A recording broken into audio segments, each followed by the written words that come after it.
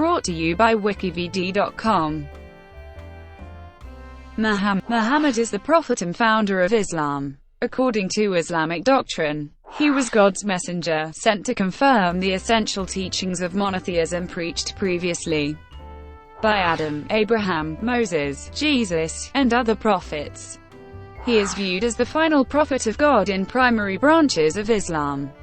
Though some modern denominations diverge from this belief, Muhammad united Arabia into a single Muslim polity and ensured that his teachings, practices, and the Quran formed the basis of Islamic religious belief. Born approximately 570 CE in the Arabian city of Mecca, Muhammad was orphaned at an early age. He was raised under the care of his paternal uncle, Abu Talib. Periodically, he would seclude himself in a mountain cave named Hira for several nights of prayer. Later, at age 40, he reported being visited by Gabriel in the cave, where he stated he received his first revelation from God. 3 years later, in 610, Muhammad started preaching these revelations publicly, proclaiming that God is one, that complete surrender to him is the right course of action, and that he was a prophet and messenger of God, similar to the other prophets in Islam. Muhammad gained few early followers, and met hostility from some Meccan tribes. To escape persecution, Muhammad sent some followers to Abyssinia before he and his followers migrated from Mecca to Medina in the year 622. This event, the Hijra, marks the beginning of the Islamic calendar, also known as the Hijri calendar. In Medina, Muhammad united the tribes under the Constitution of Medina. In December 629, after 8 years of intermittent conflict with Meccan tribes, Muhammad gathered an army of 10,000 Muslim converts and marched on the city of Mecca. The attack went largely uncontested and Muhammad seized the city with little bloodshed. In 632, a few months after returning from the farewell pilgrimage, he fell ill and died. Before his death, most of the Arabian Peninsula had converted to Islam. The revelations, which Muhammad reported receiving until his death, form the verses of the Quran, regarded by Muslims as the Word of God and around which the religion is based. Besides the Quran, Muhammad's teachings and practices, found in the Hadith and Sirah literature, are also upheld by Muslims and used as sources of Islamic law. Names and appellations in the Quran. The name Muhammad means praiseworthy and appears 4 times in the Quran.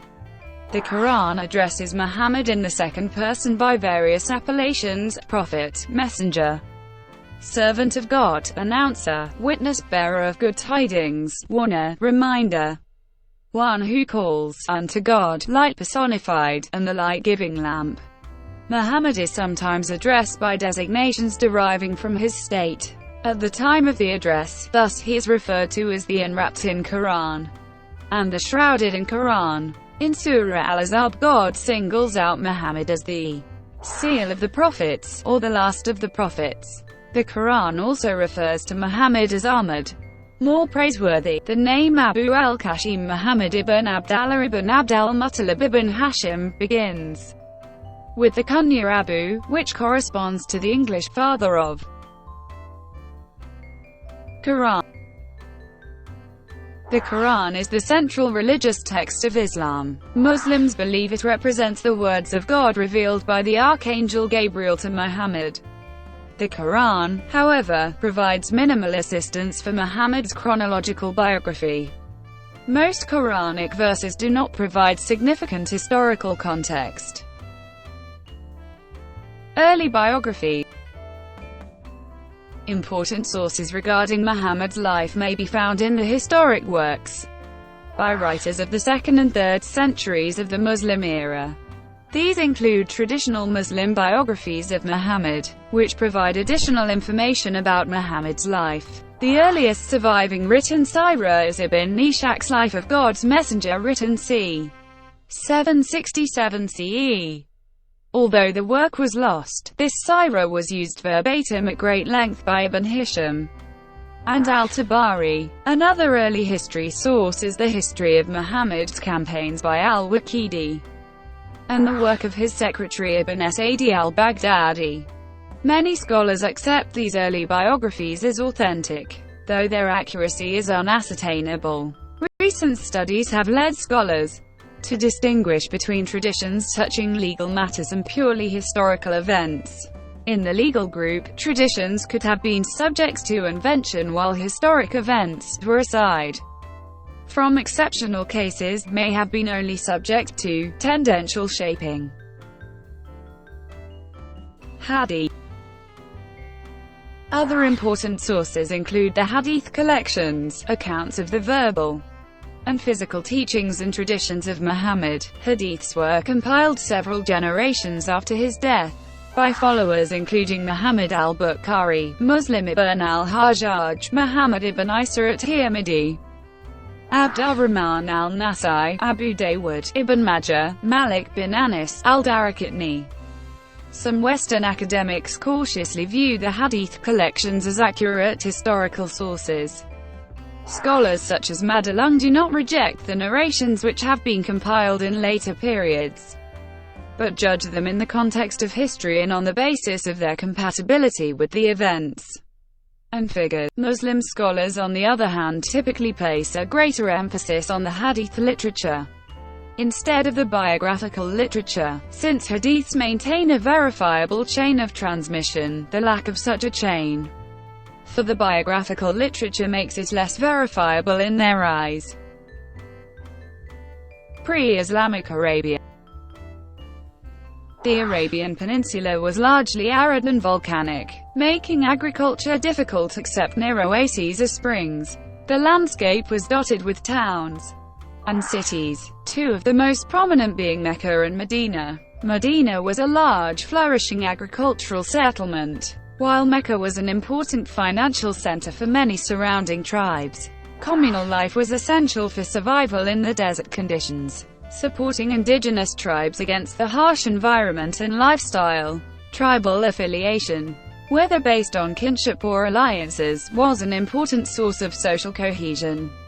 Indigenous Arabs were either nomadic or sedentary, the former constantly traveling from one place to another seeking water and pasture for their flocks, while the latter settled and focused on trade and agriculture. Nomadic survival also depended on raiding caravans or oases. Nomads did not view this as a crime. In pre-Islamic Arabia, gods or goddesses were viewed as protectors of individual tribes, their spirits being associated with sacred trees, stones, springs and wells, as well as being the site of an annual pilgrimage.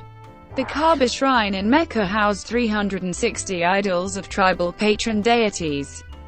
3 goddesses were associated with Allah as his daughters, Alat, Manat and Al-Uzza. Monotheistic communities existed in Arabia, including Christians and Jews. Hanifs, native pre-Islamic Arabs who professed a rigid monotheism, are also sometimes listed alongside Jews and Christians in pre-Islamic Arabia, although their historicity is disputed among scholars. According to Muslim tradition, Muhammad himself was a Hanif and one of the descendants of Ishmael, son of Abraham. The second half of the 6th century was a period of political disorder in Arabia, and communication routes were no longer secure. Religious divisions were an important cause of the crisis. Judaism became the dominant religion in Yemen while Christianity took root in the Persian Gulf area. In line with broader trends of the ancient world, the region witnessed a decline in the practice of polytheistic cults, and a growing interest in a more spiritual form of religion. While many were reluctant to convert to a foreign faith, those faiths provided intellectual and spiritual reference points. During the early years of Muhammad's life, the Quraysh tribe he belonged to became a dominant force in Western Arabia. They formed the cult association of Hums, which tied members of many tribes in Western Arabia to the Kaaba, and reinforced the prestige of the Meccan sanctuary. To counter the effects of anarchy, Quraysh upheld the institution of sacred months during which all violence was forbidden. and it was possible to participate in pilgrimages and fairs without danger. Thus, although the association of Homs was primarily religious, it also had important economic consequences for the city. Thank you for watching, brought to you by WikiVidi.com. Please like and subscribe below.